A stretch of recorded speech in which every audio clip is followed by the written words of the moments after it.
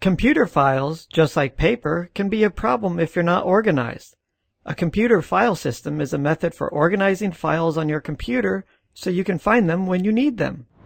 The best way to organize your files is to create folders. You have some options for where you store your folders. For instance, you might want to store them on your hard drive, on a USB flash drive, or on a cloud drive. Wherever you store your files, use the same folder arrangement consistently and make sure you save your files in the proper folder. I recommend an arrangement like this: name, grade, subject. That means the main folder will have your name on it. Inside that folder will be folders with grade levels.